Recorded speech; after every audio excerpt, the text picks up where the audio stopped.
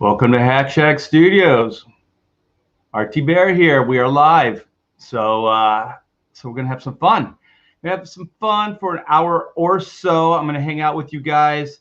Southern California, everything's red. Everything's kind of orangish. There's a lot of fires around here. So if I have a little orange glow, that's because of the fires.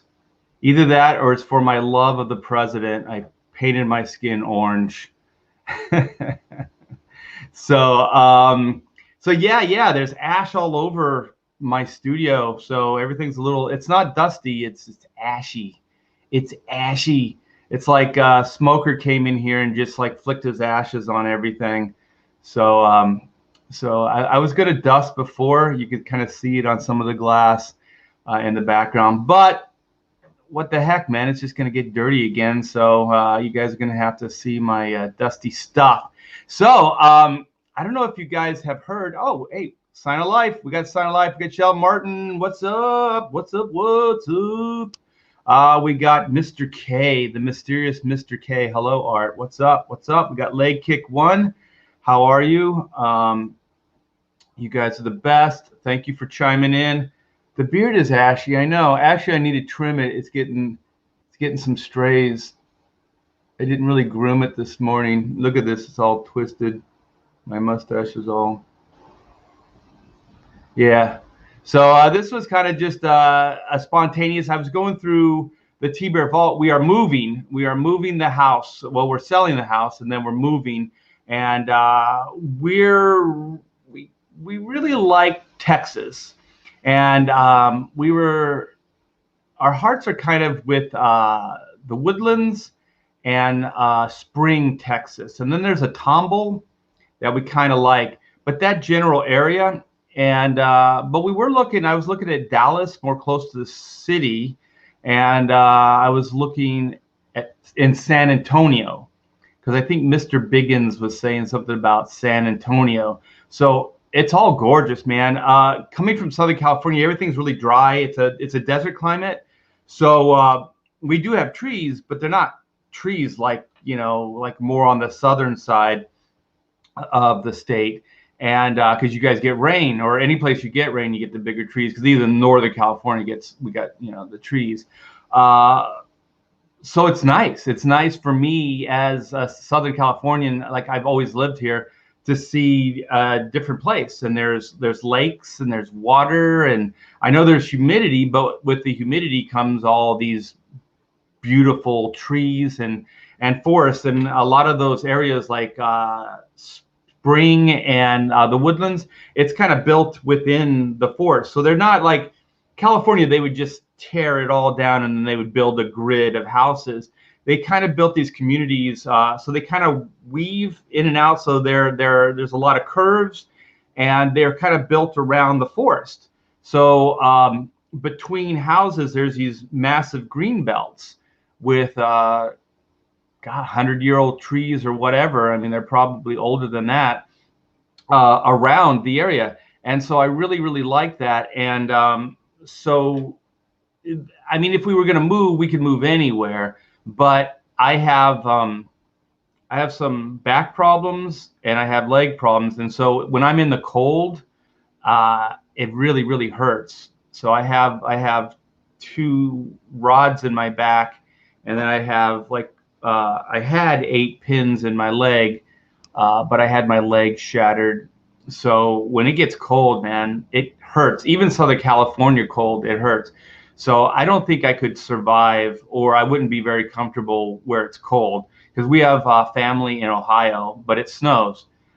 So some of the more snowy areas are out of the question. So we were thinking Texas is probably the closest between the two. You still get kind of the Southern California vibe and heat, but you get some of the southern kind of landscape with the trees, and everything's green and all that. So it's really, really nice. We got I'm good. A lot of smoke from you guys in Oregon, here in Washington. Wow. Yeah, it's everywhere. I've seen pictures of San Francisco, it looks like the new Blade Runner movie where it's just everything's orange and it's all hazy and stuff. It's pretty crazy. North Dakota, somebody else mentioned North Dakota, but man, it snows, right? Yeah, North Dakota snows. I don't know if I can handle that. Yeah, Art hates cold. I don't hate it. I mean, I don't want to shovel snow either. That's another thing, man. I don't want to shovel snow. That's too much work for me. I do like oh my gosh, you guys, I'm such an idiot.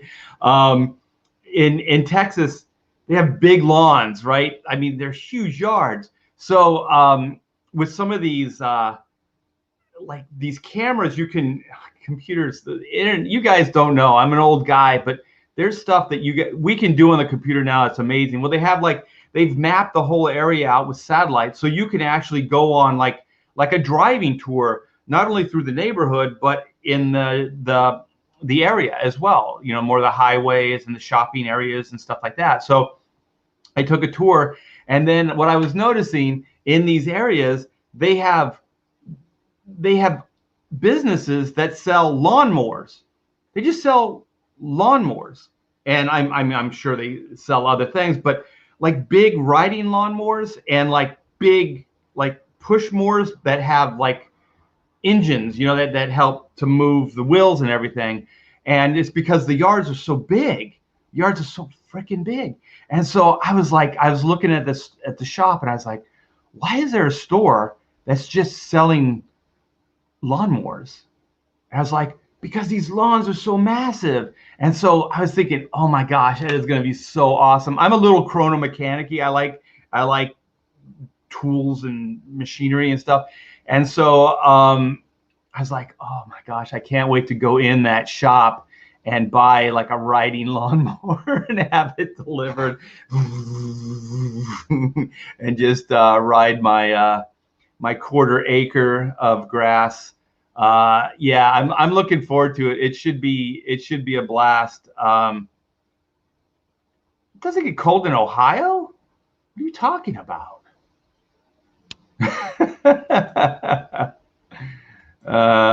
It can get cold in Ohio. Kingswood Woodlands Summerwood. Okay, I'm writing this down.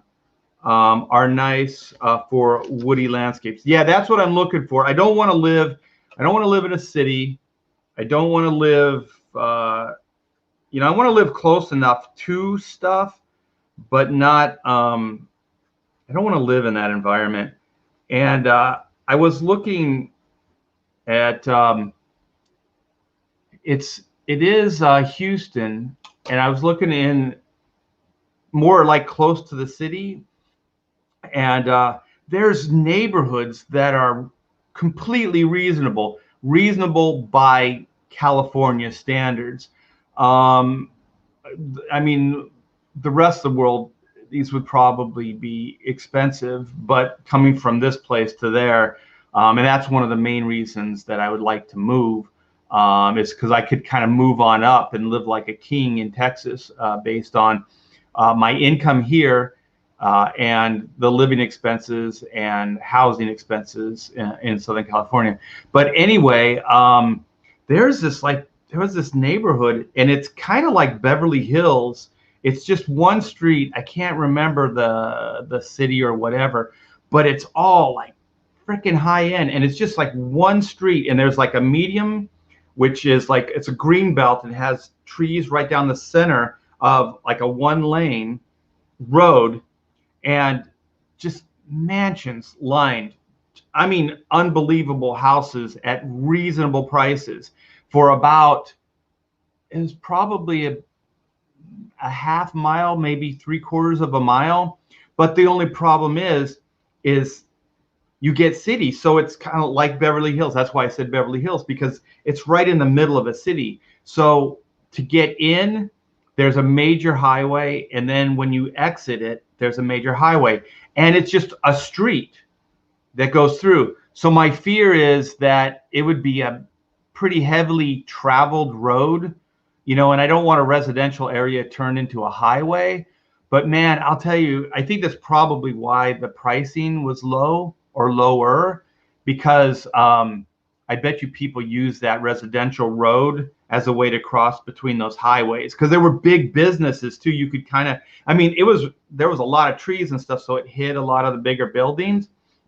But once you kind of went out of that area, you could see the bigger buildings and the industry. And I think that's good, because I hear there's a lot of jobs in Houston and stuff, but I don't need to commute, and I don't need to worry about, finding work or, living in the city or by the city. So it was really tempting, you guys. Those houses were absolutely gorgeous. But yeah, I'm kind of more into the woodland, kind of woody landscaped areas, because they're just gorgeous. I did look in Florida, but Florida, from what I hear, is a little bit more humid, and I know there's a lot of bugs. Or I know that anytime you get into humidity, there's going to be more bugs. But when you look at the houses in Florida, they have like screened in pool areas. Like the whole backyard has got a screen. I guess you guys, somebody in the chat was saying they're called bird cages or something like that. So they're all framed in. And I was just like, I don't know if I want to live in a bird cage. Like I like the outdoors, but I just don't think I would feel comfortable in that environment. But some of like those bird cage designs are really gorgeous, and they're massive. I don't know what that material is that they use in the sections, like the screening material, but it's still gorgeous. But I don't know, man. And then alligators, I'm not kidding you guys. Like, I got over my fear of snakes living here. Well, I haven't got over my fear of snakes. I still hate them, but I know how to kill them, and I'm pretty proficient at killing the rattlesnakes and some of the other snakes that are in the area. Quite frankly, I think the only venomous ones we get are the rattlesnakes, and thank goodness when God designed them. I know I say this and everybody contradicts me, but to me, they're slow. I know that they can move fast, and if you miss them the first strike, they move pretty fast and they'll rear up on you. But I usually get a good second shot at them and take them down. I have tried to black racers. I know that they're not venomous, and I usually don't kill them, but I did have to kill two. One was next to my daughter's car, and it was just kind of hanging out there for like a day or two. So I went hunting and I got it. And then the other one was in the garage. And at the time we had a dog, and it slept in the garage at night. And I know this dog, and this dog would agitate that snake, and that snake would have bit him or bit her. So I just didn't want that to happen. But those things are hard to kill. They're fast, man. They are fast. Florida's always open. I like the way Florida looks. It's gorgeous. Blue skies, green. And it's relatively inexpensive to live there. But I don't know, man. I don't know. Sweden? We got Victor Thomas. Hey, what's up? Hell T-Bear. What's up? Gaming or what? Always trademark. Always trademark, you guys. Listen to that man. He knows what he's talking about. I got a bunch of, I just want to let you guys know, I have a bunch of stuff. Since we've been moving, we're packing the T-Bear Vault, which is the adjacent area to the studio here, my studio proper. I've been just going through all kinds of stuff. So I found all kinds of neat stuff. So just to give you an idea, it's going to be a little show and telly, but stuff from my childhood. Like these were like the old Marvel stickers. I think there was like they were like trading cards, but I think they were stickers. So I think they would have a piece of the puzzle on each one of them with like the bubble gum, the big block bubble gum that takes like an hour to like get soft enough to chew, but you didn't mind as a kid because you didn't have a lot of stuff. I think it's a Barry Windsor Smith Conan on the back. And let me see, just to organize. Like I just grabbed a bunch of stuff, you guys, so this isn't going to be Here, I got two of the same card. Of course, you always get two of the same. Yeah, it's a Conan piece of artwork. And I believe it's an old Barry Windsor Smith Conan cover. So then there's a checklist on the back. Here's the lower corner. I think it's 9 pieces, probably 9 cards. So I don't know, you guys correct me if I'm wrong, if it's a Barry Windsor. I don't know, when Barry Windsor Smith started working early on, he didn't look like he does now.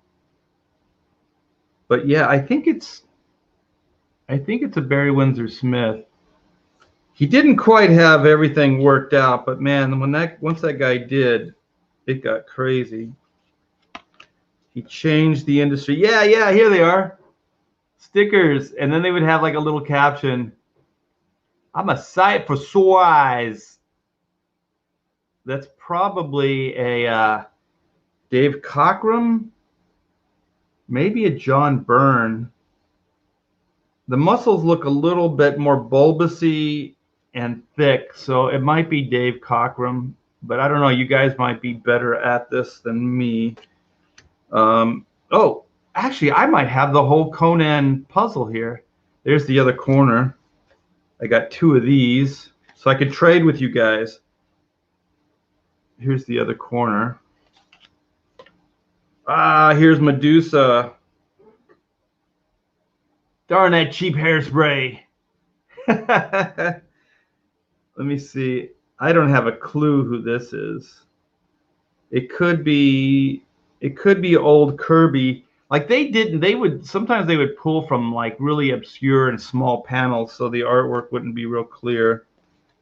There's another Conan piece. And I got a bunch of, the reason I'm rooting through these is I got a bunch of baseball cards too. I used to collect baseball and football cards. Support women's lib. Look at this. Down with the patriarchy. Valkyrie has spoken. That's funny. That's when you could actually just not be non-political and just say something and it would be funny. Now if you try to do this relatively harmless, funny idea would now be political. Isn't that fucking atrocious? That's god awful. The world we live in is so reactionary and political. It's absurd. You can't do anything. Here, this has got to be Barry Windsor Smith. You can tell by the face. I think this is Barry. So I think that's all of it. Yeah, I got the whole thing. So let's. Oh, wait a minute. What is this? This is something completely different. This may predate the sticker collection. And it's got a puzzle on the back, and this is obviously Kirby. Clang Point Spring. Let's see what it says. Collect all 66 cards. 1966 this came out. Captain America cards, number 1 through 11. Captain America cards. Why is Thor on the back then? It actually says 2 Captain America cards. So you got to keep track of stuff. All right, here is Man Thing. I almost said Swamp Thing. Same character, pretty much. I dropped the soap in the shower. Man, people would have a field day with that. Yeah, we used to just laugh at this, you guys. We didn't think anything of it. We just like, oh, that's funny. That's hilarious. I dropped the soap in the shower. It didn't mean anything. But apparently, actually, I got 2 more of these Valkyrie cards, so I don't know if these are worth anything. Let's see what the date is on them. 1975, Topps Chewing Gum Company. Actually, it says copyright 1994. So I was prime age for those. And then I just have all kinds, like all my important trading cards, like really cool guys, were they're in a book. I have them in a book. So these are probably all my B list. Some of these guys might actually be pretty talented. I don't remember. Oh, I guess, wait a minute. Having said that, there's Johnny Bench right there. Johnny Bench Cincinnati Reds. Tim McCarver. Cecil Cooper. Actually, there's some cool people in here. Yeah, I wonder what year this was. Let me see what year these cards were. This is 75 too, so this is 75 as well. Let's there's Bert Campanera, the Oakland A's, the Athletics as they were. There's another Cecil Cooper. Oh my gosh, this is awesome. I don't know, you guys might remember this if you're old timers like me. I think these cards came in the back of like Hostess snacks. So like cakes and stuff like that. They had trading cards, and they, you know how they had like little backing cardboard for the snacks, for the cakes. They came with a trading card. And so it has like a little dotted, you could kind of see the dotted line around it. So you could cut them out from the backing area and use them as a trading card. It's got all the stats on the back. Let me see. Well, actually, Hostess didn't even give themselves credit for these. There's no Hostess marketing on these cards at all. Very interesting. So this was 1976. So it was the bicentennial year. Very funny. I think I did. What is this? This is an Overwatch. I'm trying to look and see who the artist is. Oh my gosh, I can't read that. I don't know who the penciler is. I think it's Phil Jimenez. Yeah, it's Phil Jimenez. So this has got to be in the 90s. This is 96. So what were these called? Overpower trading card game. So they were Overpower trading card games. So I did a bunch of cards for them. And so this is Phil Jimenez pencils. Wow, my camera looks horrible. And my inks. So I guess this was a trading card game set. So I did a bunch of those. And so that's part of it. That's part of what I'm going to do. Golden Years. We have Vilnid. What's up, Vilnid? We have Stephanie Renee.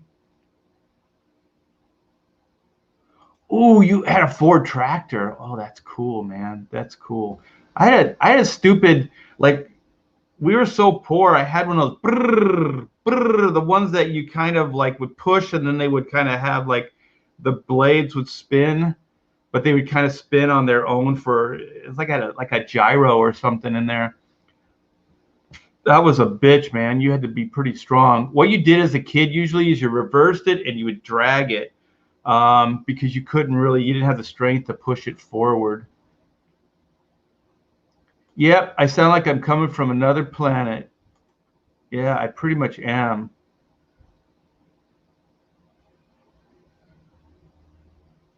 Exactly. Yeah. I'm just gonna. That's another thing. I'm looking. The houses that I'm looking for in Texas, I want like lower ceilings. And even though we could get a bigger house, I'm thinking maybe a smaller house just so the cooling. Wow, the street cleaner. It's getting noisy. Hold on.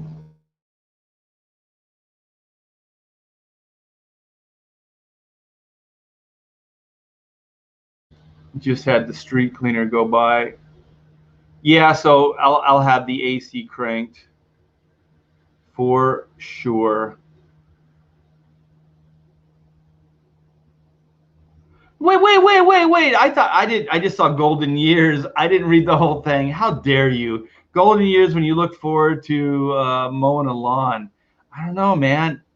It sounds pretty cool to me.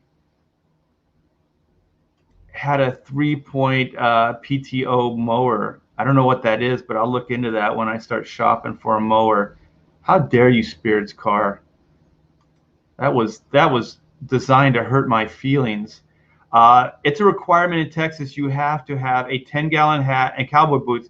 I'm gonna get some kind of crazy hat. I don't know about the boots though. It would depend. It would depend on what the area. But I'd have a hat. I would probably never wear it out unless everybody else did. But I'm definitely gonna buy one. And I want to decorate with like they decorate with the Texas state shape, like as a graphic. Like there's carpets that are in the shape of the state. I want to get one of those. And I saw these kind of bar stools, and they had high backs on them, and they had the Lone Star like carved in them. So it was a circle, and then they had the star in there. And so yeah, I'm going full bore. And I like what Gary at Nerdrotic says. Is he's also thinking of moving to Texas. When we move there, we're going to get rid of the California mindset. The reason my wife and I are moving there is to kind of detox from here, and so we're gonna blend, man. We're going to adapt to the environment. So I'm looking forward to that as well. I'm looking forward to being a Texan. And I have in the past done a lot of shows, conventions and things in Texas. And everybody I talk to, everywhere I'd go out, eat, hang out with people. Very, very cool. I like them all. And they all speak very highly of where they live.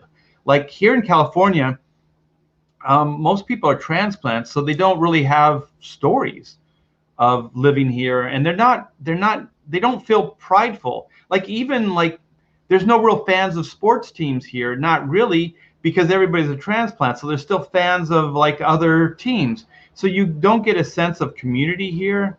Wow, there's a lot of noisy vehicles. Hold on.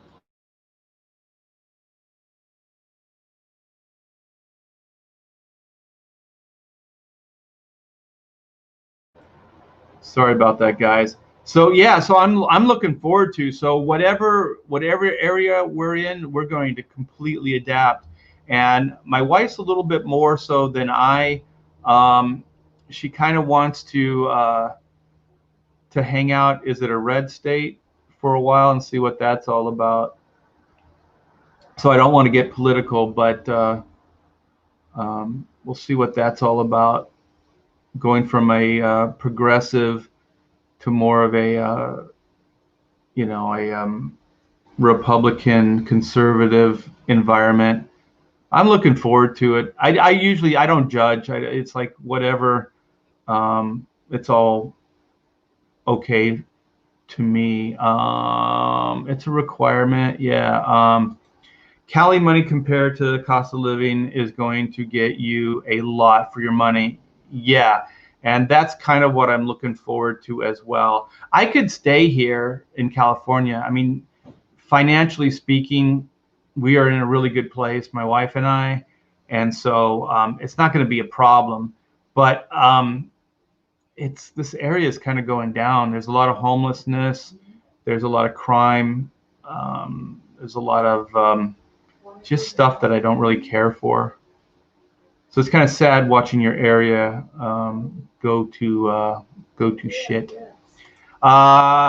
Still think True Rock and Roll Stories as a series would blow this channel up in a heartbeat.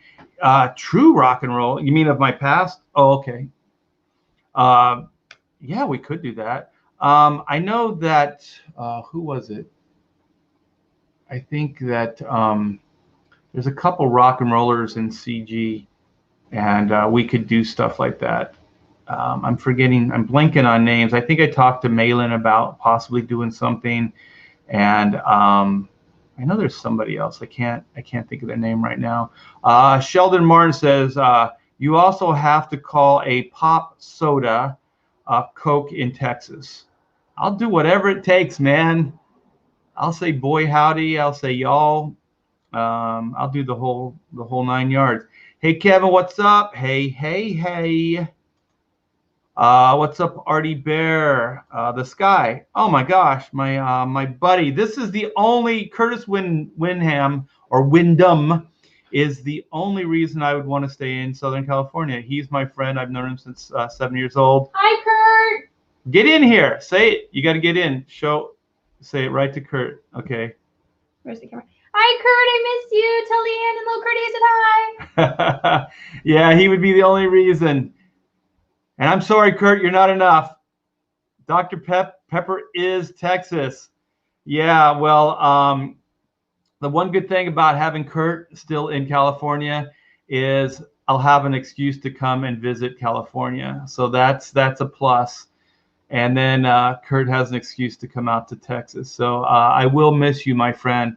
I've known you since I was 7, I think, 7 years old. So we bonded over Aurora model kits. I think they were all the prehistoric, like dinosaur model kits that Aurora put out. And I think they moved. They weren't just like models, but I think they had articulated limbs. So you could kind of use them as action figures. And we built a big old tar pit in my backyard. I kept the water running, like the hose. Just at like a trickle. And so every day we just kind of go there and like let the soil just, and then we kind of turn it over with the shovel. And so before we knew it, we probably had about this much soft dirt that we could actually get in like it was a tar pit. Good times. Good times. Yes. So we got John Whalen. Hello, Arturo. Arturo. A lot of cars going by today. Move next to Joe Rogan. And yeah, I heard that Joe Rogan's moving too. There is a mass exodus, you guys, from California to Texas and other places for sure. So yeah. I'm sorry. Yeah, it was Patrick. Yeah, Patrick's a rocker. That's the other. Thank you so much, Spirits Car. My mind was blanking. Eric says, no, in Texas, it's all Dr. Pepper. Love you both. Love you, Curtis. Give the wife a hug. We got a hi, Amanda. Miss you. We got to have you over. We're definitely going to have a blowout at the T-Bear house before we move. Was that your daughter? Yes, that was. That was the great Mandy T-Bear. Her artwork is top notch. Thank you so much, Mayfair. I appreciate that. Can I ask your daughter what her favorite bands are? I used to know, but I don't so much anymore. When she was younger, we would go. She kind of liked the emo metal bands. So like Escape the Fate and what is it? Get Scared, Black Veil Brides. I'm trying to think of some of the other ones. I can't off the top of my head.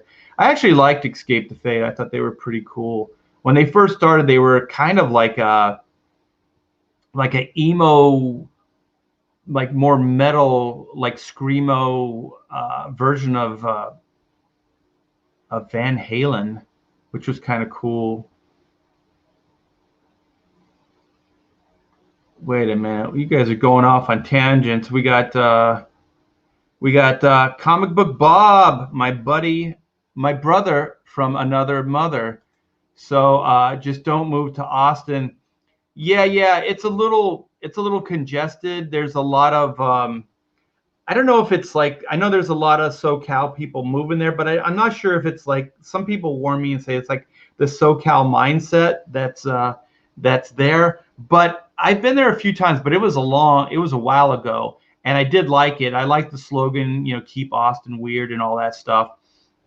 It is kind of an artsy fartsy kind of community, and I'm an artsy fartsy kind of guy, so I kind of liked it. I had a good time there.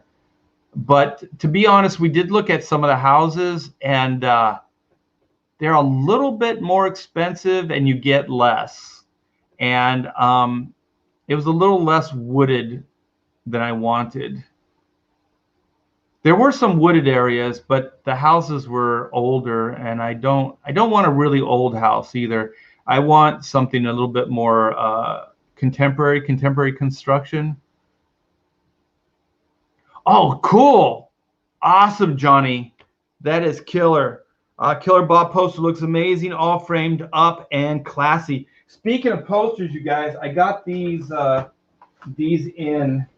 So this is I'm gonna give a little bit of update on the Chrono stuff, and I do appreciate all your patience, you guys. You guys are the best. But we got these in. They look great, man.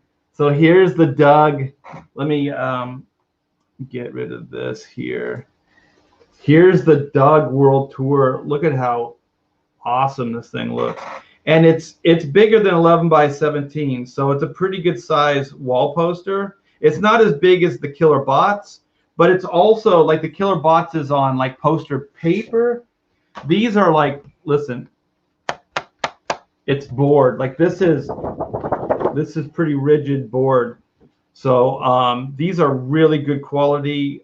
We went with a local printer on these, and they killed it. Look at the detour. These are all the cities that Doug has toured. We call it the detour. So it's the 1978 Double Go Gonzo. And I based this drawing of Doug on a Ted Nugent image. So I always say that Doug is a cross between Steven Tyler, vocal-wise, and Ted Nugent, guitar-wise. So I thought this was really cool. Across the top, the like in the 70s, they always would have like these different like Wolf and Rissmiller concerts and different like people that would put on these shows. So this is Hillary Morvick Cameron concerts. So Hillary is Matthew Hillary. He's the one that I wrote the movie script with, the Chrono Mechanics movie script. That if you back a book, you will get the movie script absolutely free, a PDF, and we'll send that out ASAP. And then Daniel Morvick is the guy that helped me design the logo, and he did a lot of graphics work for me early on. And he is an old roommate. He's a really good guy. So that's the second name. And Cameron is Trevor Cameron, who was my assistant for years here at Hack Shack Studios. Just a killer guy, helped out a lot. So I thought I would give him a nod on this. So it's Hillary Morvick Cameron concerts. And then they would always say in association with somebody. So it says in association with Pamela K Management. So Pamela K is my wife. Her name is Pamela K.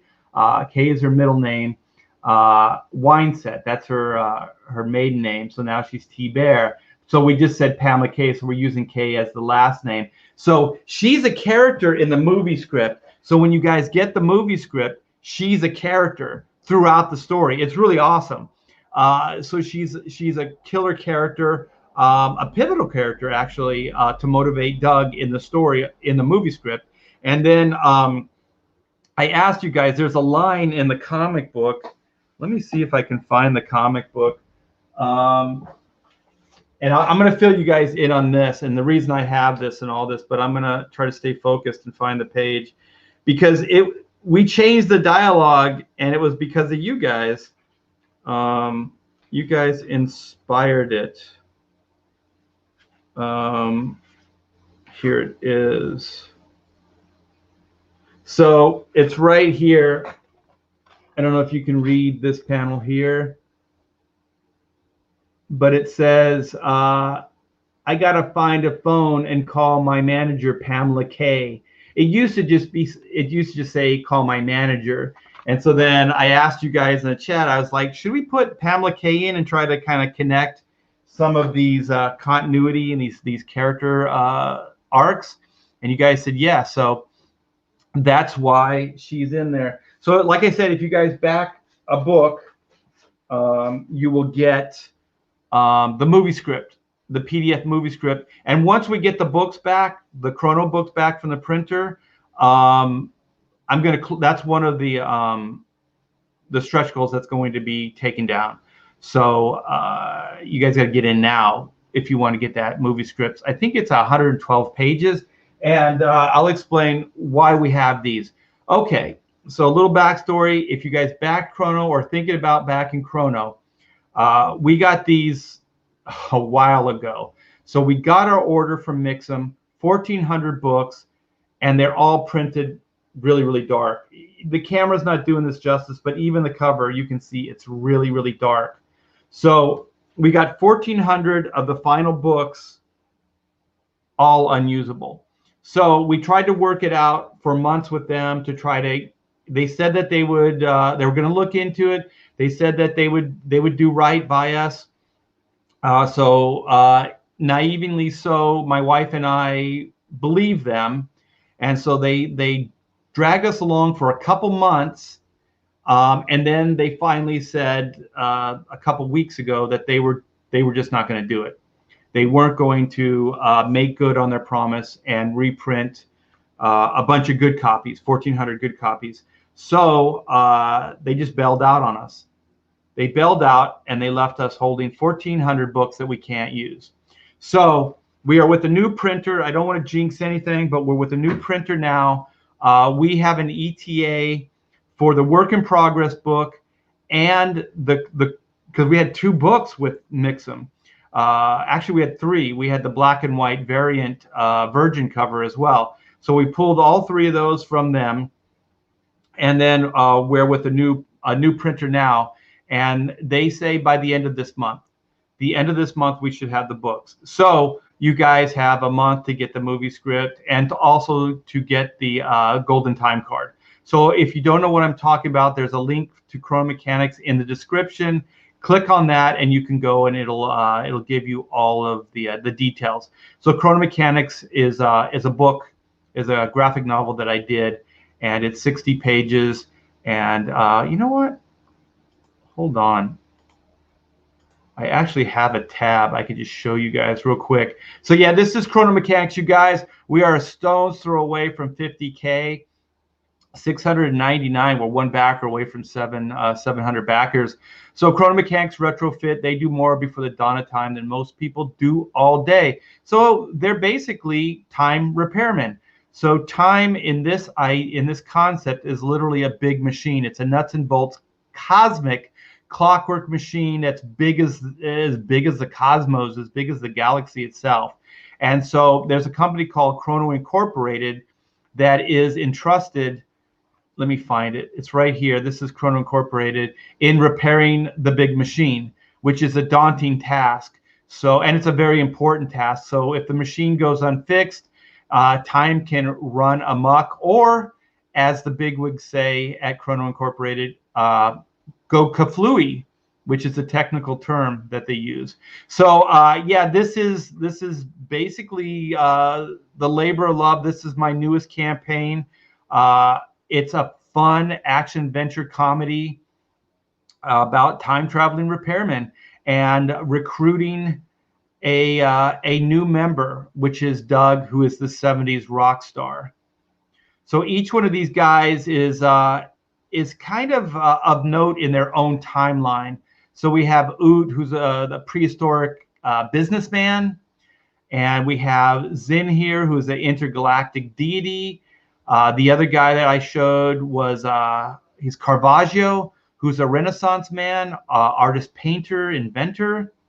And so they're trying to recruit a new member because you always have to have 4 members in the crew. And just to show that it is a tough job, at the beginning of this story, spoiler alert, they lose a member, a team member, a much beloved team member. So we're going to see if this new recruit, Doug, will fit in and step up to be a chrono mechanic. So far, it doesn't look like it's going to happen. But you'll have to read the book and see how he steps up. So yeah, there's some fantastic artwork. I'm definitely going outside of my wheelhouse here with style. So this style was created just for this book. You will never see me draw like this in any other capacity. So this style is reserved just for Chrono. And it's definitely an animated, more animated style, cartoon style with like Mobius style rendering. And this is the sketchbook, the work in progress sketchbook, you guys. If I think about it, I'll see if I can get the new cover. We got a cover. It's not a new cover, but we do have a cover. And I think I showed it off, but it's worthy of showing again. So here's some of the interior pages. We have, these are also mini prints, you guys. So if you buy that print set, you'll get these as mini prints. So there's Sean Cheeks Galloway on Oot. We have Tom Bancroft on Doug. We have Aaron Lopresti on Zinn. And then we have Carlo Barberi and myself on Caravaggio. So those are actual variant covers, and also the print package. So here's the poster package here that I was talking about. So you can back that, and then the stretch goals here. You get a bunch of trading cards, cool trading cards. You'll get pins, the lucky guitar pick, and then we upgraded the book. And then, like I said, at $35K, you'll get the PDF. It's a 112-page movie script written by Matthew J. Hillary and myself. It took us 8 years to write that script. It was a labor of love. I can't wait to get that into your hands. So if you back a book, you will get that ASAP. So we'll send that, so you'll get that even before the book. And then once we get the hard copies, the new books, we will pull this, because we've got to simplify the campaign. And then at the 40K is the Chrono Mechanics head sketch. So it's a golden time card equals free doodle. So 1 out of every 10 backers will get this golden time card, which came out. It printed up really nice, you guys. I was a little nervous about it, but we found a local printer that could do it on gold paper, and it really looks fantastic. It looks metallic. So if you get that in your book, fill it out and send it along, and I will do absolutely free a 9x12 head sketch of Doug for you guys. And then, of course, we have the patches and a bunch of other cool freebies that if you back the book now, you will get. So there's a bunch of stretch goals that you guys will get automatically. And the book, I should not tell these dates, but I always feel like I need to be transparent. As soon as we get these books, which our printer is telling us the end of the month, we will go into fulfillment on Chrono Mechanics. So thanks to anybody.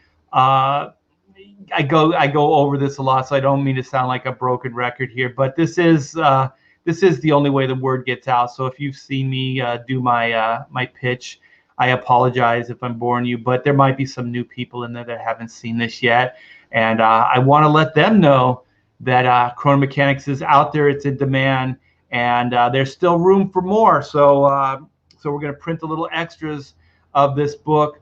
So if you want to back it, now's the time, and you won't have to wait very long to get your books. So let me go back. Let me go back to the wall. And so then here is the other poster, you guys.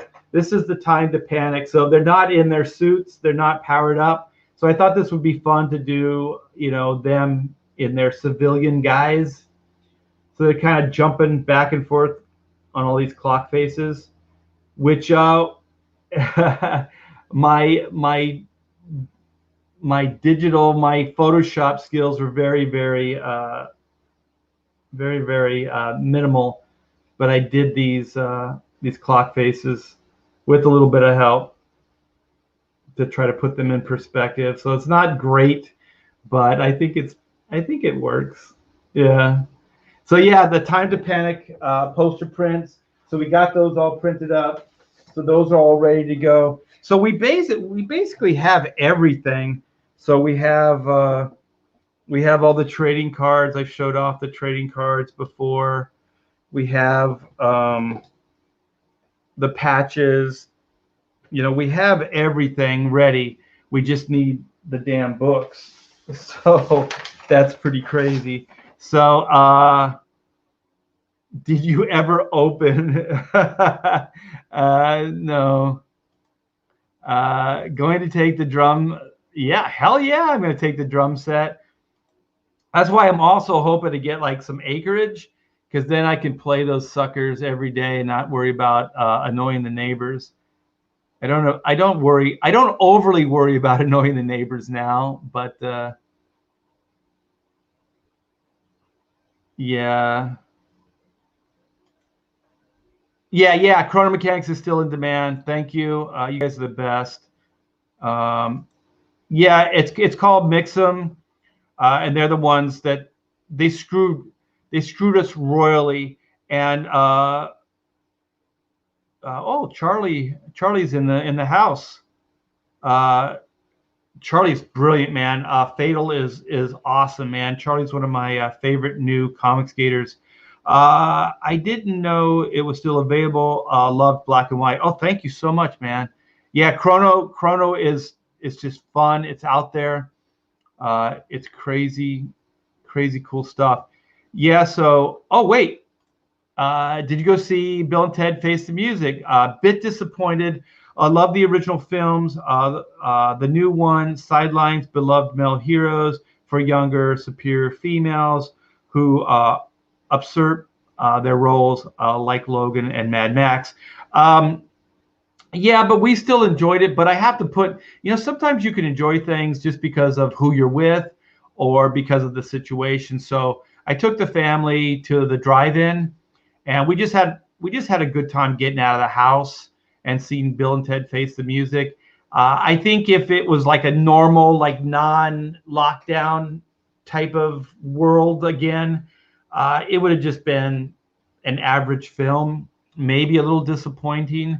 I don't hold the Bill and Ted films up to a high standard, so I wasn't overly disappointed in it. I did think it was a bit repetitious, like Bill and Ted they seemed like they were just like the same loop over and over again. And the original one was as well, but everybody that they came in contact with gave them a new somebody new to interact with. And in this one, they interacted with themselves, but it didn't seem like the energy was that different than meeting all these other guys, throughout time. So they gave that beat to the girls. And so the girls actually, it seemed more successful because they had this different energy that they were feeding off of versus kind of like trying to play off the same actors, even though they were in costumes and they were trying to play different Bill and Teds throughout their lifetime. Yeah, I mean, if you think about it, it did really hold up as well. But I'll tell you who stole the show. Spoiler alert: is Death. Death always, or what is his? Is it Death? Yeah, Death. Even in Face the Music, holy shit, man! As soon as that guy gets on screen, the movie just moves up to a different level. So I think they needed. Because they couldn't play Bill and Ted the same energy, those naive, youthful kids, because they're older. So I think the energy wasn't quite there because they couldn't go like gnarly, dude. Like they couldn't really, do that over the top stuff. And so I think there was just a lack of energy. And like I said, it's real obvious when Death shows up, because as soon as Death shows up, it becomes a completely different movie. And they might have been able to do that with better supporting cast, and the whole the wife, the princesses, that's like a one-trick pony, and they gave them like a weird off-screen adventure which didn't pay off at all. I was like, why did you even do this? Like, what was the point of it? But anyways, yeah, I don't want to get overly critical on the movie. We did enjoy it for what it was, and I think it was just the company and getting out of the house and hanging out in public. Yeah, people can stink and printers can stink. And somebody told me, oh, who was it? Maybe it was somebody in the chat, or somebody told me, they said, never trust a printer. And so I was like, yeah, every printer interaction I've had, not that they're overly trying to screw you, but there is a lot of like miscommunication. There's a lot of stuff. Like in any other situation I've dealt with, there wasn't this level of like convolution and just lack of understanding and craziness going on. We deal with local printers all the time, and there's less headache. So yeah, if there's anybody thinking of printing a book, be real careful, because don't ever think that they're your friends. Go in definitely with a clear idea of what you want. And then somebody also gave me, maybe it was Pete Sametti said, get to know the production guys. Don't just deal with the sales and the retail people or whatever they are. Try to get a rapport with the production guys, because that's going to help. Because then you're dealing with the people that actually are doing the work. Oh my gosh, dude, you just made the list. You just made the freaking list. I'm writing it down right now. Spirits Car, you're on the list. My enemies list. You just got moved up to number 1.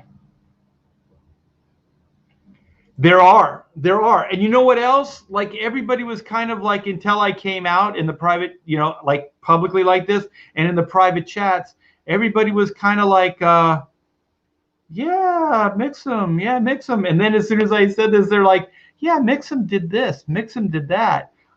Eric Weathers actually did a battle damage version, and that was Mixam that screwed that order up. So everybody came kind of out of the woodwork and gave Mixam horror stories. And I was like, then why are we talking? We shouldn't speak well of them. And then somebody also told me that Mixam doesn't do offset printing.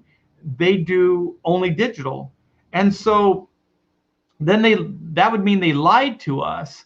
And then also that would be why the printing wasn't the way it should have been, because somebody told me that digital printing always looks a little dark and muddy. So yeah, that kind of works. So did the printer refund you? Yes, we got our money in full. Although I have 1,400 books. I have 1,400 Chrono Mechanics books downstairs taking space that I don't know what to do with. I can't even really give them away because of the stupid pandemic. Nobody will take them. William says, is Chrono an ongoing series? The Chrono Retrofit is a 60-page self-contained book. So it has a beginning, middle, and end. But what I'd like to do with Chrono and Black and White moving forward is I want to do one and dones. We can revisit the characters in the world for different adventures, but I want to do them more as one and dones, because I do realize the limitation to crowdfund.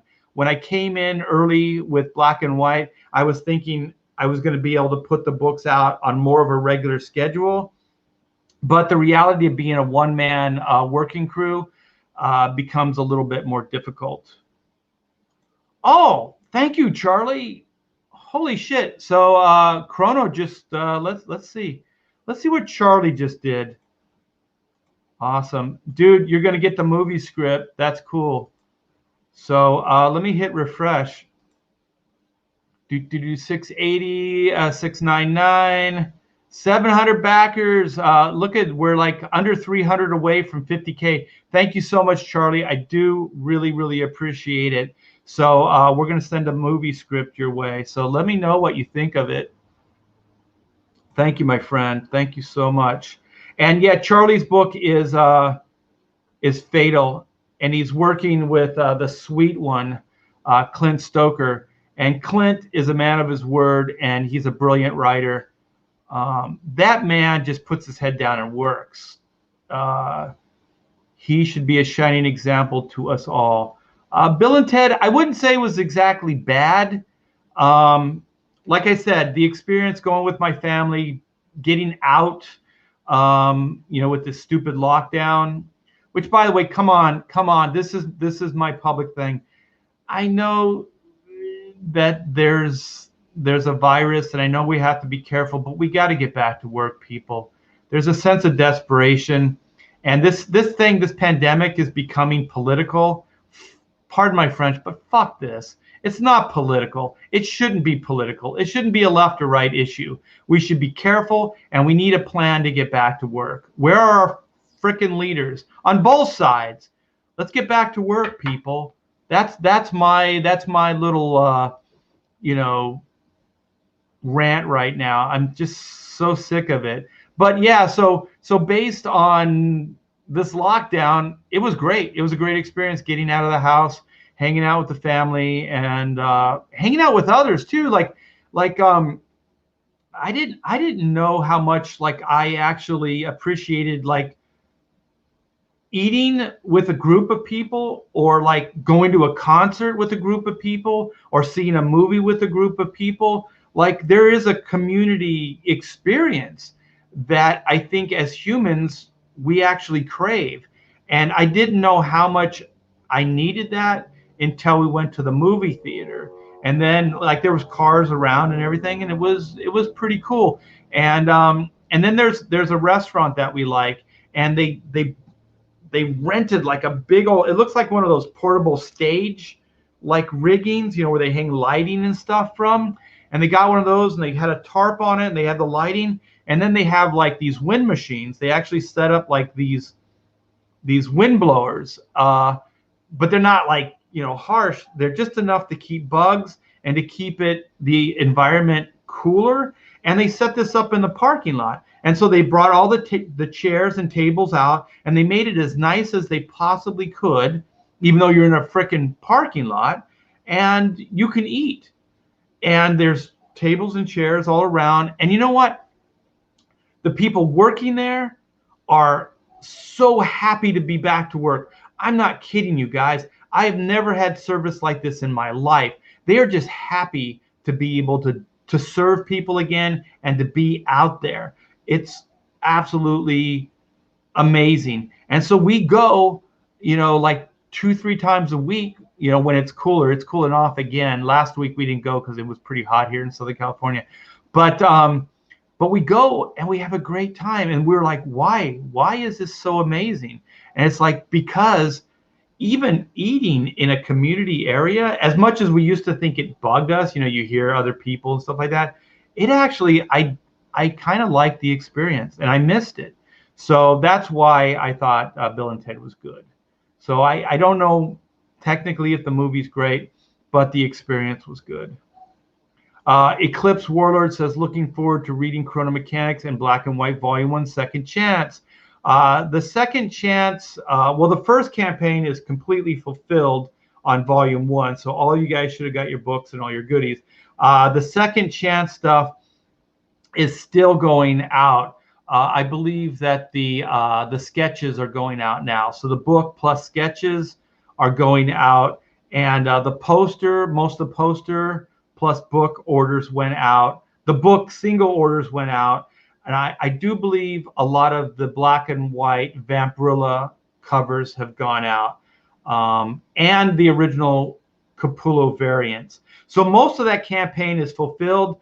The only thing that we're really waiting on is the Virgin, the Grey Capullo variant Virgin cover. And that was with Mixam, and now we severed our ties with them. So that book is with the new printer. So we should be getting those back at the end of the month as well. So we should be able to wrap up Black and White going into October, and we should be able to start fulfillment on Chrono Mechanics. And I apologize, you guys.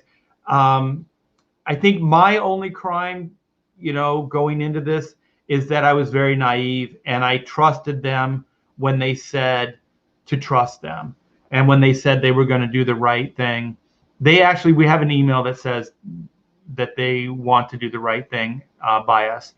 And they didn't. They just bailed out, man. They made us wait for months, and then they just bailed out. How unethical is that? We're going to do it. We're going to reprint these books for you. We want to do the right thing. And then all of a sudden we get an email that says we're going to sever the relationship. Jeez, man. Don't go with Mixam, you guys. Alfred McKay, thank you so much for the $5. I do appreciate it. Hey, Art, I just got my black and white book goodies and poster. Terrific stuff. Thank you so very much. No. You guys, thank you. I cannot stress this enough. This is a dream place for me to be. I went all my career to get in this position, to be able to create independent projects that I believe in wholeheartedly and to find an audience. And I'll tell you right now, the only reason this stuff is succeeding and the only reason this dream is coming true for me is because of you guys. Because of, even as much as Spirits Card gives me a hard time and he's on my list right now, I do appreciate all the support. King Crow, William, Alfred, all of you guys, Skits, all of you guys are the best. So also, I do want to give a quick plug to Skits Comics. I do believe his book is in demand right now, and it looks really, really interesting. And I think it's along the lines of Chrono. Like, these books are going to be way outside the box. So, so if you guys want to get something, like, you always hear people complain, right? I want something different. I don't want it to be a derivative of this, that, or the other thing. I want something to be completely different. Well, guess what? Michael has given you something completely different, which is Skits, and Chrono Mechanics is going to feel completely different. So you guys, please go back those books.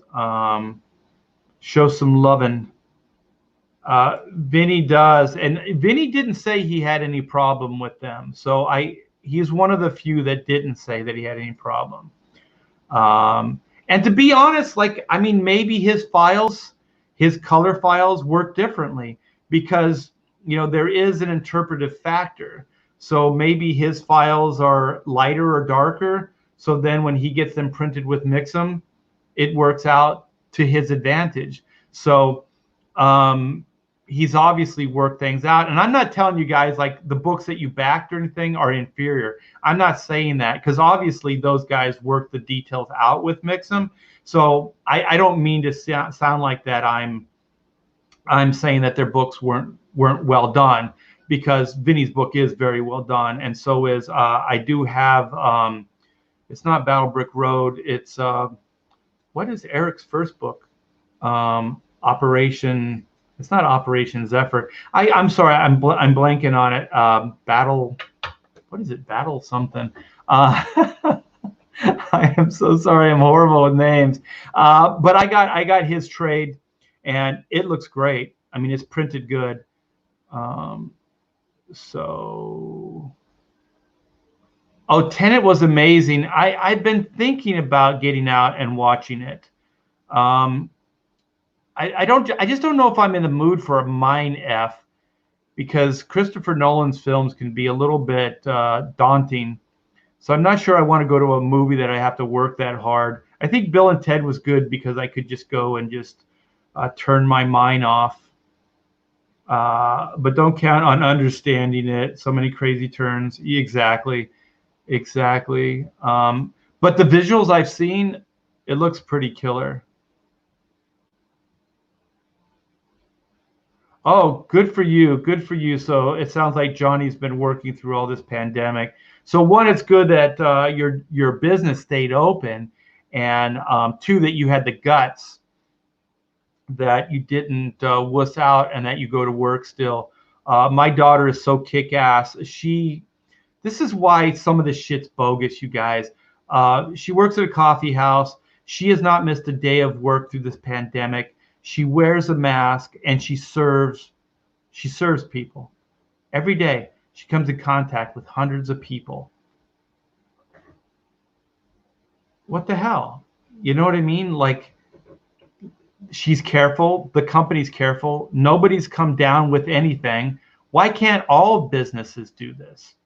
You know what I mean? Like, I don't know. I'm sorry, you guys. I'm a little kind of, well, I'm fed up with it, actually. Oh, cool. Mighty Joe says, got the poster, still waiting for the original Capullo 3-pack. Yeah, as soon as we get that book, those will be going out. Oh, you guys are awesome. I got my Killer Bot tier. Can't wait. Got the Killer Bot tier. Can't wait to get it. Killer for the Killer Bot tier. I think the Killer Bot tier, going back to that, I I think it relies on that Greg Capullo Virgin. So as soon as we get that back, we can start fulfilling that campaign. I'm looking forward to those sweet, sweet chrono pages. Hey, Kevin, if you want, we can put another page up.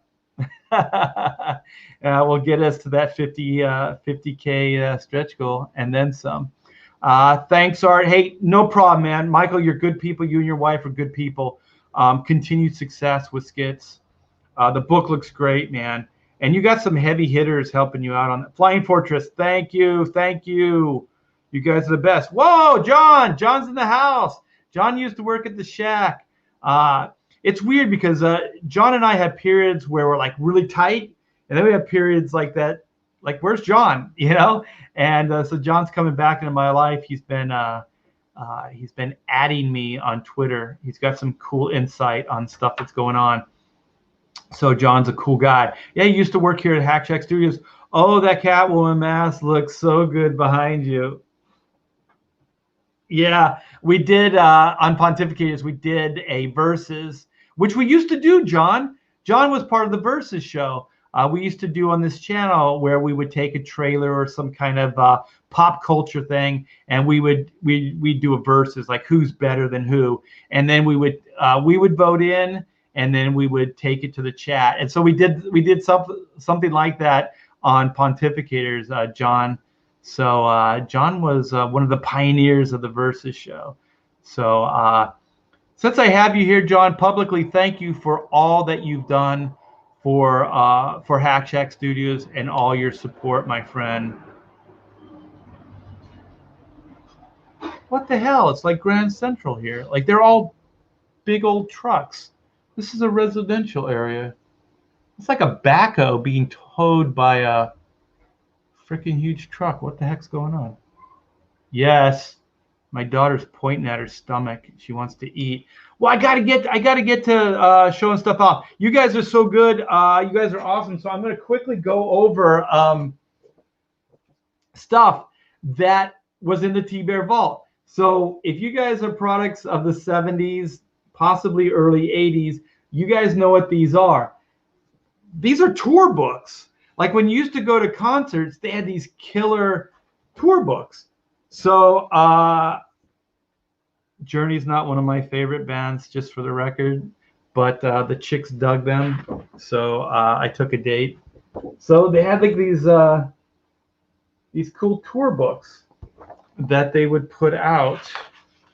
Look, it's got like their little bios and everything on the band members. Like, I don't know, if you're into the band, it's kind of cool. Most of the photos like are pretty bad, but I mean, look at that. I mean, that's pretty cool. And keep in mind, man, there was no internet, so the only way you could really get like photos of these guys and stuff like that was this way. Look at this. Look at that guy's hair. Neil Schon. When rock and roll was cool. So this is when Greg Rowley was still in the band before this guy got everybody fired. What was his name? Steve Perry. What an egomaniac.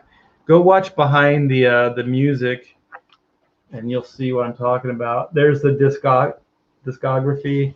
So that's killer. And then I've mentioned these guys. Look at the Pretty Boys. Look at that. These guys pretty much created hair metal. So and I think this guy created the keytar, whatever the hell it was. So it's the first time I ever saw somebody use a keytar. So oh, also this is pretty cool. This right here, the logo, check this out. This is when bands were kind of heady. Some cool shit. I remember when I was studying illustration in college, this thing actually won awards for graphic design. Holy shit, you guys are gonna know who these guys are. The Flying Guitar City of Boston.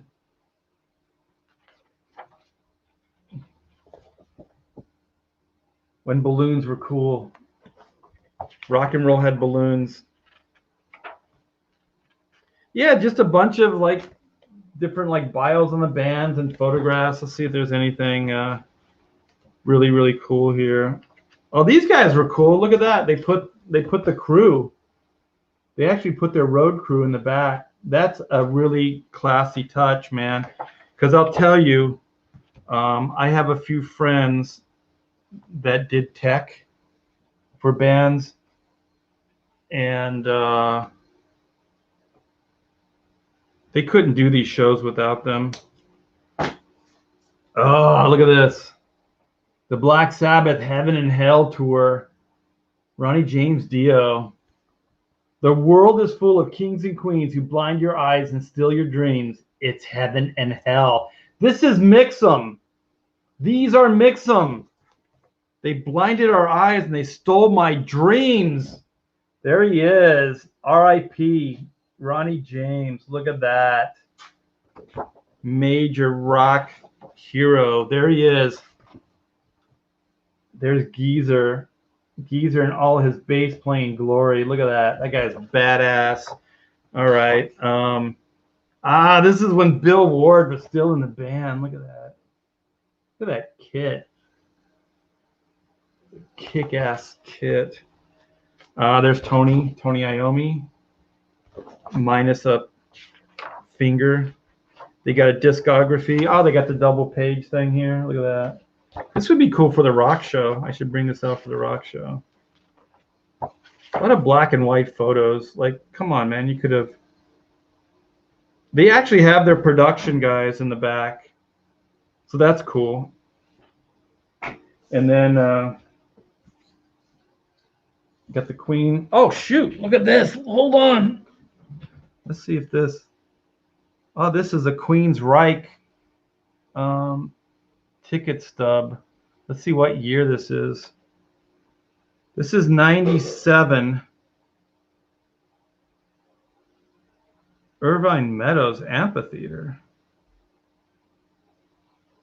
That would have been outside. I don't remember the show. I don't remember that show. Oh yeah, I do. I got backstage. I do remember this show. I went with Danny Mickey. Yeah, Danny Mickey's a big Queensryche guy. So the Queensryche is in the Queen official program. There they are in all their glory.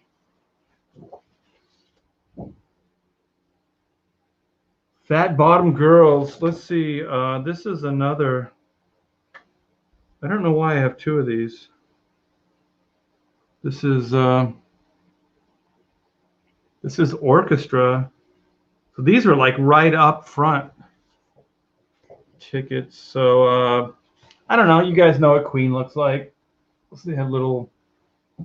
This one actually has more color photos. There's I guess each one of them would always have like a double page kind of thing.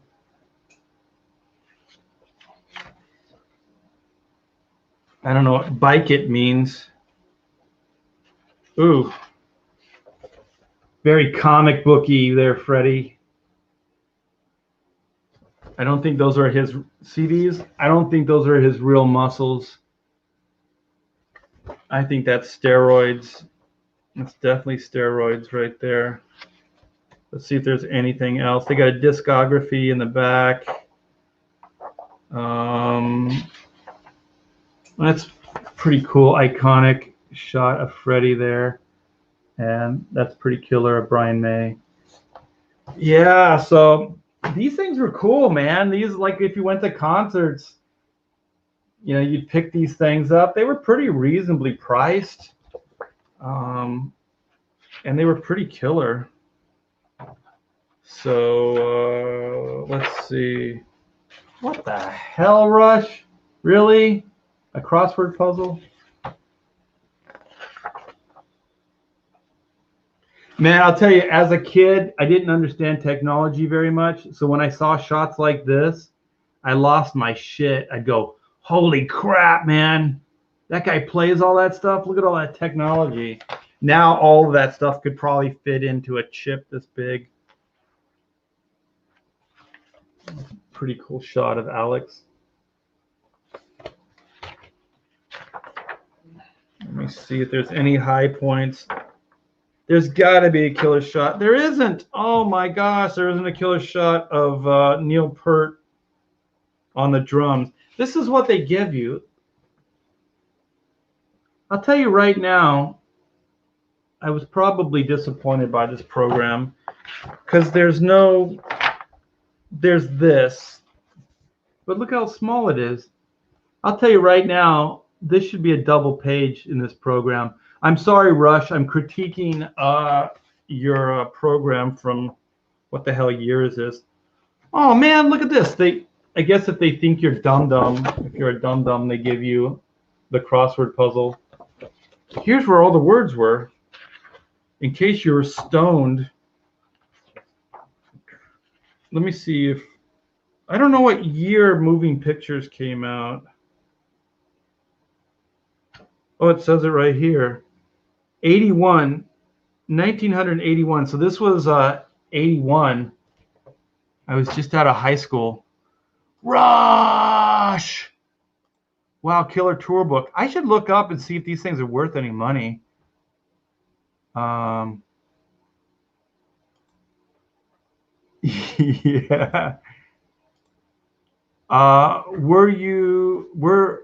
Weren't there two Queensryche bands for a little while?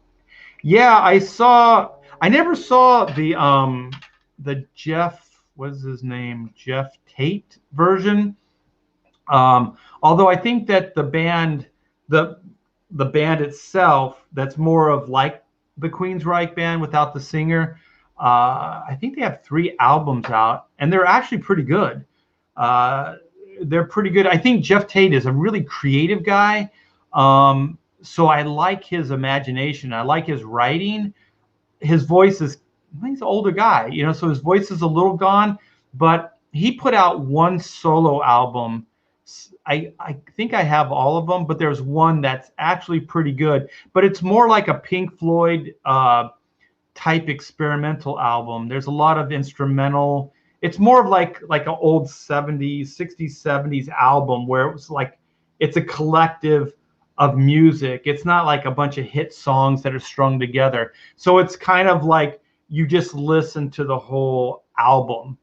And it's fun to work with. I like albums like that. I wish somebody would, well, I guess Jeff Tate is putting them out, that I get more of those because they're good work albums where if they're too much of like poppy songs and have hooks, they'll take away from your work. But if it's all kind of music and it all kind of flows and it's an experience, pretty cool. Getty did the crossword. Isn't that weird? There's a crossword puzzle in the book. Holy shit. This dropped out. I think this is the singer for that Angel band. So I think Kevin what is his name? Kevin Conrad? No, what is it? Oh my gosh. The inker. He's gonna hate me if he's listening to this. He used to do the Kiss Corner with me. Man, I suck.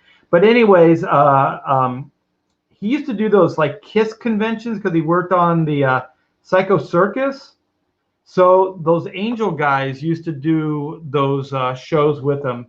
So he knew that I liked the band from the 70s. So he got this thing signed up, and he got like one of these tapes signed up for me. So thank you. Yeah, it is Conrad. Holy shit. Why did I stutter on that? Yeah. I know why, because there's that Kevin Conroy, who's the voice of Batman, right? And then there's Kevin Conrad. And Kevin Conrad is the inker Kiss guy. Yeah. Sorry about that, Kevin, if you're listening. Yeah, so he got those signed up for me. I told him on a Kiss Corner, like I reminded him that he did that, and he's like, I don't remember doing that. I was like, yeah, you did, and now I can prove it. It's right there. You did. Is Chrono Mechanics going to have a crossword puzzle? A time travel extravaganza crossword puzzle. What I'd like to do is I'd like to do one of these like trading card sets with the puzzles in the back. That'd be cool.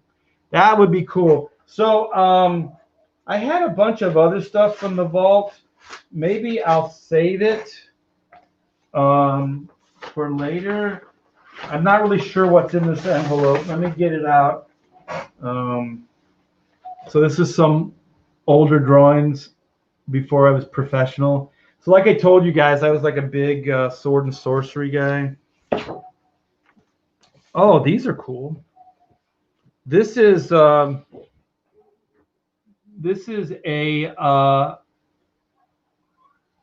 Carlos Pacheco cover, an X-Men cover. Wow, the lighting's blowing it out. It's in pencil form. You can see I started to ink it. Look at all that crazy hatching. I started to ink it, and then Marvel decided they didn't like the cover. So then we redid the cover. So somehow I got stuck with it. So this is, oh my God. You know what? If I'm going to do pencils, I got to do something for this. I got to darken things up because it's getting, the lighting is bad. Let's see what this, if this looks better. Yeah, it looks a little better, even though it's upside down. So this is a Spider-Man story I did as a kid. Like I was a kid. And so I wrote and drew my own Spider-Man story. Look at how bad this is. Look at the TV set. Holy crap. There's no depth to it. Look at the knobs are all flat. The screen is all flat. There's absolutely no depth to it. So here's a Warlord page that I did as a fan. Little zombie dudes. Warlord shows up. He blasts all those guys. Look at how bad. This is horrible. I can't believe I'm showing you these. So I think this is gang violence, man. Spider-Man's gonna clean their clock. I love the Teen Titans. I love the George Perez Teen Titans. So this is before I started working professionally. Here's another non-pro drawing. Wow, I forgot this stuff existed. So this, when I was studying illustration, this is like my college work. So it was like, I think that the challenge was a famous celebrity with different patterns. So I had to do aluminum, plaid, and something else. So I had to do different textures. So I don't know who this is. Some actress, some iconic actress from the past. Oh, this was cool. I did Doc Savage with Howard Porter. And so I think there was some kind of charity or whatever. So they made these up and we all signed these and donated them to charity. So here's a Salvador Larroca Fantastic Four 2-part cover. So this is when you did things, like if you ever see things printed in just a color, this is why. So you would separate things. So I think this was some kind of transparency. It's obviously Doctor Doom. And then this is Doctor Doom, you know, without, you know, his actual face. Well, with his actual face underneath. So I don't know why, but somehow this got rejected. And I got it. Here is another Salvador Larroca. I don't know how I got these. So this is a character from, I believe, the Fantastic Four. So this is some of Larroca's design work. I don't remember this character. I think Chris Claremont was writing at the time. Oh, this is cool. This is I always ask like artists that I'm working with if they have any throwaways, just send them. And so this is Carlos Pacheco. This is Wolverine. This is a gestured out of him leaping over a rock. So this is how Carlos. I wish this showed up better. Would lay out his pages. So that's a Carlos Pacheco. It is pretty light though. That Wolverine drawing's a little bit more worked out. This is looks like a ballpoint pen Carlos Pacheco drawing. I guess this is an alternate version of Cyclops. You guys, I have tons of stuff like this. I could probably do episodes and episodes of this. If you guys like this stuff, let me know and I'll go through the T-Bear vault deeper. I'll do a deep dive on the vault. Maybe once I move, because I'm going to be setting up stuff and going through all kinds of boxes. Because right now we're moving, but we're not really going through everything. We're just kind of grabbing envelopes full of stuff and packing them away. Here is a, oh my gosh, this is a Jeff Matsuda X Factor cover that was never used. You guys, I have, oh my gosh, I think I have some Jim Lee stuff like this, and I know I have Will Spartaccio stuff like this. I'm gonna, let me see, I'm going, because this is cool stuff. I'm going to try to get some better lighting in here.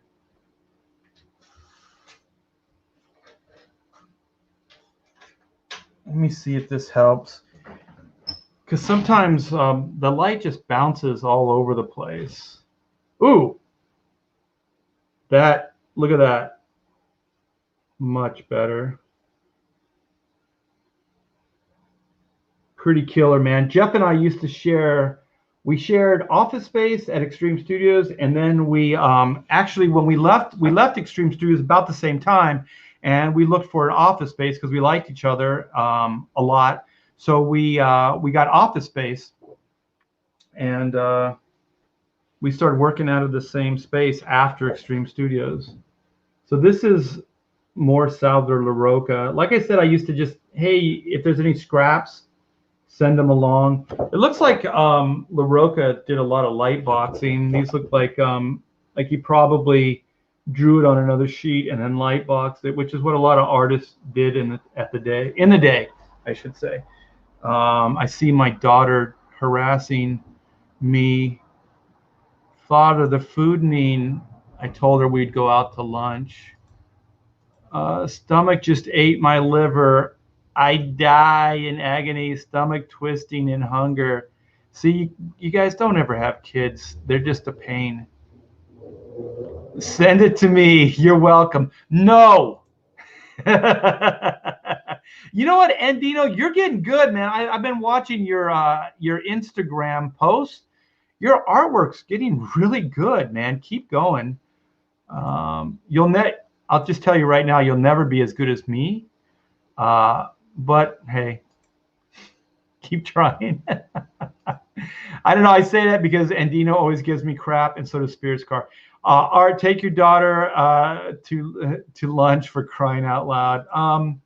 No, it's too much fun torturing her. It's too much fun. Is she saying she loves me? Now she's trying to be sweet. See, that's how it works. You cast shade, and then, oh my God, look at this. This is Carlos Pacheco corner symbol. You know the Marvel would have that little corner symbol? Look at that. How do you as a company at Marvel Comics go, no, we don't like it. Oh my gosh, this is me in the day trying to draw realistic. Oh my gosh. Horrible. Horrible. Here's another one. Look at that nose on that woman. Horrible. So this is all pre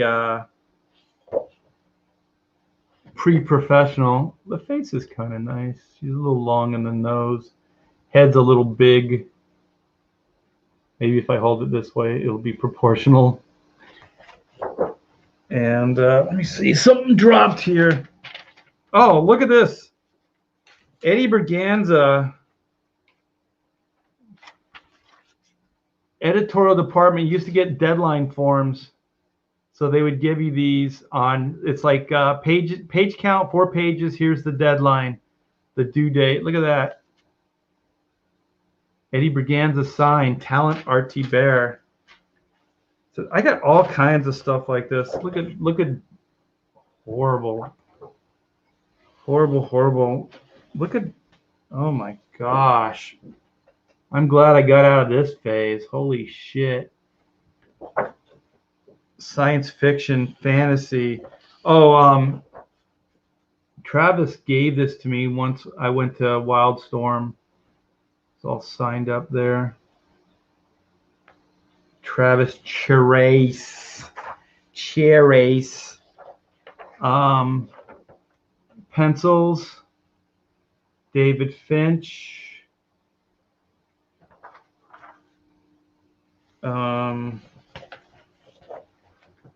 I inked that. I think that was one of the last things I did at Marvel before I got fired. These are Xeroxes of a Daredevil cover Dave and I did together. So I got more stuff here, but my daughter's liver's eating her kidney or whatever the hell that is.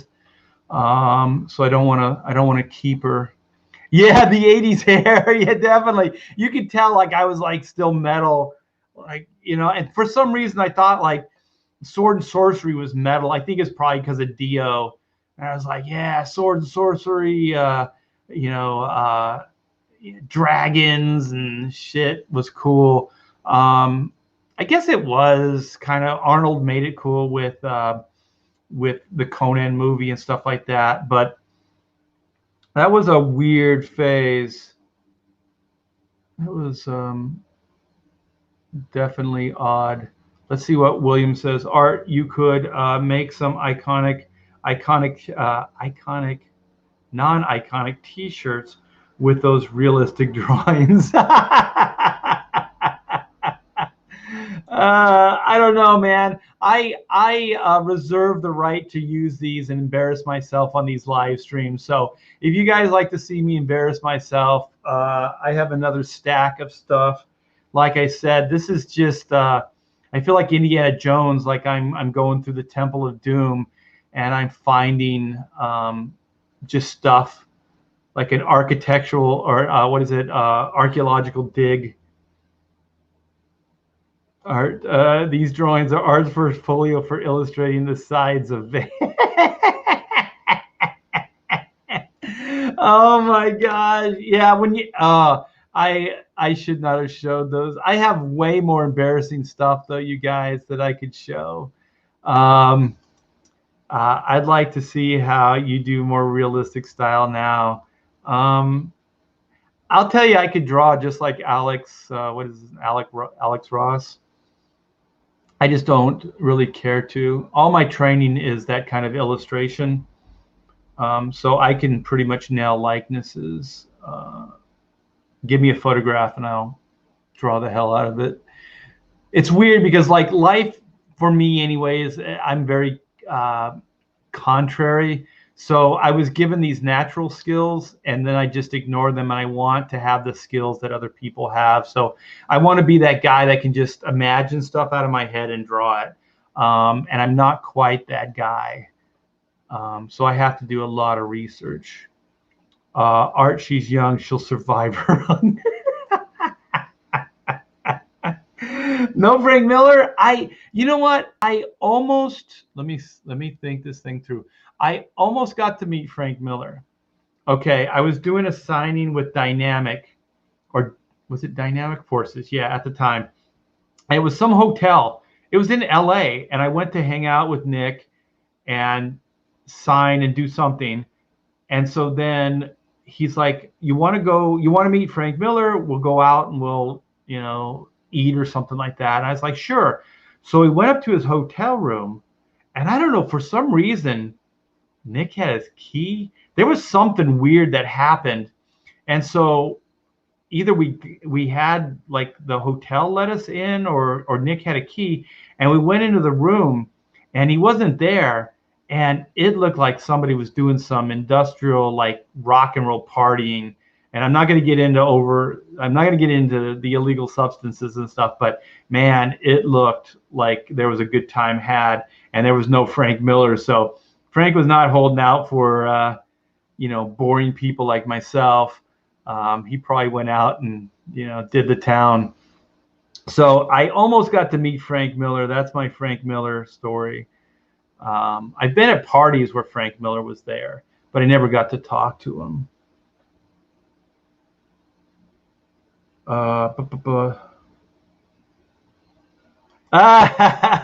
Those sorcery drawings will never be not cool.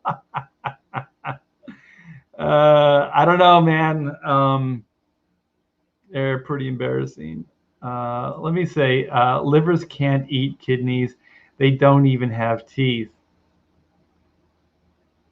Good one. Where were you when she threw that joke out my way? She's used that joke. I think it's my wife's joke. She says that all the time. He was partying with Jim Lee. I'll tell you right now, I don't know Jim Lee now, but Jim Lee liked to party. And that's why we hung out in the early days, because I did too. But I say that low because I don't want my kid to hear. Oh yeah, that I think it was Tanya Roberts, and I think that guy with the wings, that was like the body was Arnold. So I think I redrew the head or face or something like that. Hairband, vampire, exactly. Weird shit. Okay, Cryptic Comics says, who have you inked the most? wait, I just saw this. God bless you, Andino. I wish you were hanging out with me in the studio when that shit happens every day. That would be awesome. Settle down. Just settle down. Art's working right now. He's got stuff to do. Man, I would love that. I would pay you top dollar for that. Okay, so we got Cryptic Comics. RT Bear, who have you inked the most? So reoccurring throughout my career has been Dan Jurgens. Dan Jurgens throughout decades, actually, just working with him. So I think I worked with him for 4 decades. Well, close to 4 decades. I'm not at my 4th decade yet, but I'm closing in on it. So would have to be Dan Jurgens would be one. And I think just sheer volume, and I did kind of get a second chance at working with him, would be Mark Bagley. So just sheer volume, as when we were working together on Ultimate Spider-Man, we didn't miss an issue. And then it went into shipping 2 times a month. So we were on a bi-monthly schedule for about a year. So we were doubling our output. So Mark Bagley would be the other one. And also when Bagley went over to DC Comics, we did, what was it called? Was it Trinity? Was it called Trinity? With Kurt Busiek, who actually threw me under the bus a while back and said I was racist because black was not an African-American gentleman. So apparently that makes me racist in Kurt Busiek's world. So I was like, why would you even say that? I barely know you. So then I worked with Bagley on a weekly series. That book was a weekly series, so we were doing 4 books a month. They weren't full 20-page stories. I think they might have been 10-page stories, but that was still 2 books a month that we were doing.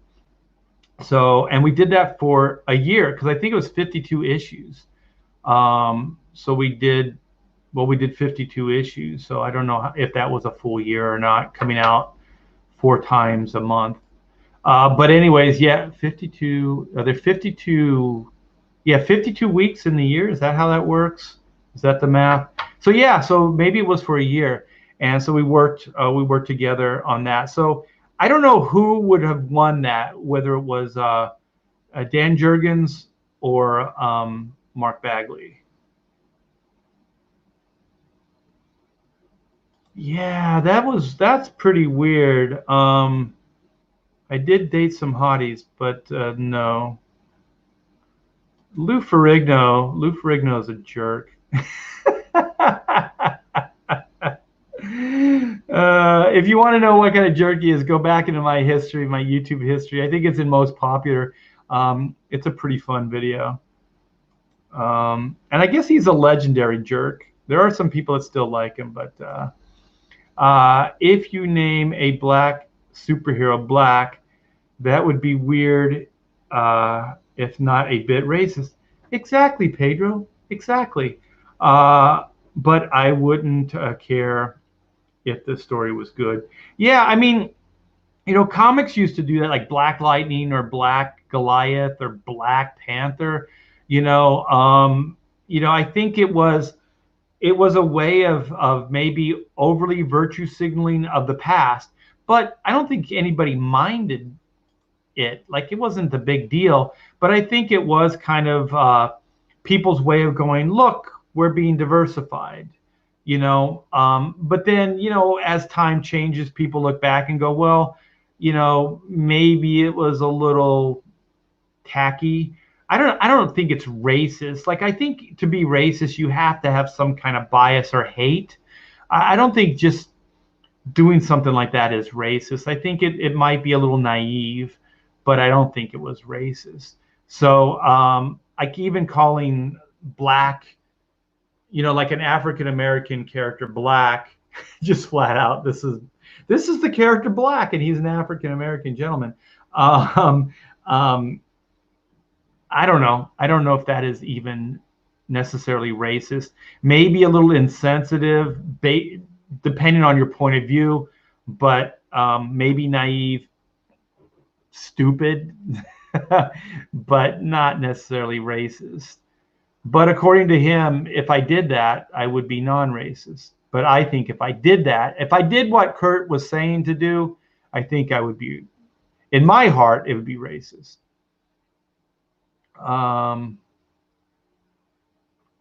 So I'm going to start wrapping this up. Yeah, like, just use their names, like Luke Cage, Power Man. It wasn't like Black Power Man. But those other ones, I think, predate Luke Cage too. The ones that I was mentioning. I think Black Lightning, Black Goliath, Black Panther. I think the Panther is way cooler. I don't know if there was already a character named the Panther. It seems like there probably was, so they had to probably put something else in there.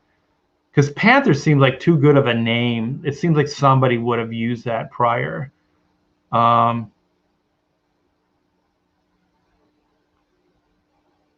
Chains. Yeah. I don't know about that either. Like, we're getting into a whole new, well, we're opening a whole new can of worms, as they say. Oh, I'm sorry, you guys. I'm getting kind of caught up in Black Power Man. Well, there's this. You could bring a character and just, they would be really, really white, and they kind of burn easy, and that's the Pink Panther. Super Black. Yeah, the Falcon wasn't called. Yeah, I mean, they've done it. I don't know why they needed to. Yeah. That'd be funny. Or just call it Spawn Black. Oh, there we go. That was, I mean, they even admit that's like blaxploitation. That actually has a name. Yeah, I mean, that's just fun stuff. Like, let's just not get hung up, and just to go back to insensitivity. This is where we started the show. I think this was supposed to be kind of an ironic joke or a fun joke. All right. I don't think it was meant to be serious. And by today's standards, this would probably be a homosexual joke, or somebody would read into it and get butthurt over it. There's my little addition to the joke. Yeah, I just think like we used to just be able to laugh at ourselves and just roll with it. If you didn't think it was funny, then you just didn't think it was funny and you moved on. Yeah. You got that right. You got that right. Yeah, well, you know what? I would like to get back to those times. I don't know if we ever will be able to. Everybody's a little bit too sensitive. But anyways, you guys, thank you so much. Thanks for the super chat. You guys are awesome. It's always fun to hang out with you before I actually start my heavy lifting workday. So this was fun. I'm going to take the family out to lunch. I think we need to stop by the hardware store. Over the weekend, I need to do some handyman stuff. We're trying to hire a handyman. Those guys are worse than freelance comic book artists, man. They're all flaky. They're either like prima donnas or they're just flaky. So we've asked 3 different ones to come in and help out. So I can do all these jobs. It's not hard. It's just time consuming, and I want to spend my time, working on comic books and not doing that. But I think I'm going to end up doing some of the handyman stuff just because I can, and because we can't get anybody in here to do it. All right, you guys. Once again, thank you. This has been fun. More from the T-Bear Vault. I'll have some more stuff. Like I said, this is just a tip of the archaeological dig. Like I said, I feel a little bit like Indiana Jones sometimes. So we'll have fun. And I think we'll revisit this once I make the move, because most of this stuff is packed up. This was just the obvious grab. But I do have some more. I have it all sitting over on another table there. So I might be able to do another one of these before the move. And then we'll do another, T-Bear Vault once I do move. If you guys enjoy this, hopefully you do. Reed Blackett is a great character. Dude seems jealous. Maybe. I think you're talking about Kurt Busiek. And thank you so much, Johnny. There's one thing, I think what my wife and I do when we write, there might, like some of the plot, there might be some holes in it. There might be some little things that are overlooked in our writing. And to me, if the overall action venture is good, I don't mind it. But where I really do applaud my writing and my wife's contribution to that writing is character.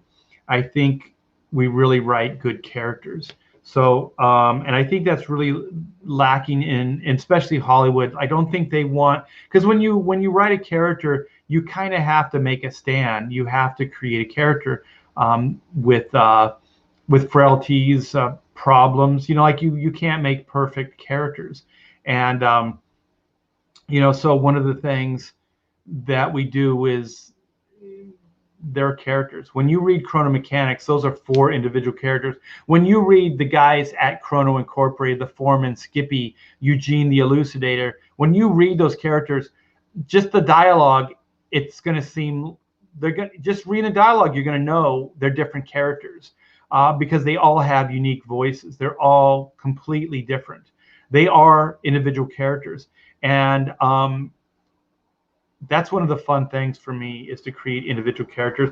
And I do really applaud my wife, because I can write broad stroke stuff, but then she finds those little isms, the little things that make them feel real and tangible, and she just kind of puts those in there. And I do think our writing really complements each other. Like her weaknesses are my strengths and vice versa. So Spirits Car says, yeah, why isn't Kurt Busiek offended by black or white Batman being called the Dark Knight? Yeah, what's up with that? All right, Spirits Car, I'm taking you off the list. I'm scratching off the list. You just you're off my enemies list, so you just redeemed yourself. Sean Gordon Murphy corrected things by calling him. He did, didn't he? Yeah, whatever. Whatever. All right, you guys. So thanks and take care. And please go check out Chrono Mechanics. We got a little bit of action today. Thank you, Charlie, for that. I do appreciate that. We got a nice round number of 7. Oh, we got another backer. I just checked, so we got 2 backers during the stream. So we got 701. So whoever just backed, thank you so very, very much. What are we? We're under, was that 256? 256 away from 50K. That's incredible. Oh, Keith says he has that cable poster. I think, yeah, you can see it there. Mandy will be happy now. Yes, she will, and my wife will be as well. And actually, my liver is eating my kidney right now, so I should go. So thanks again, guys. Take care.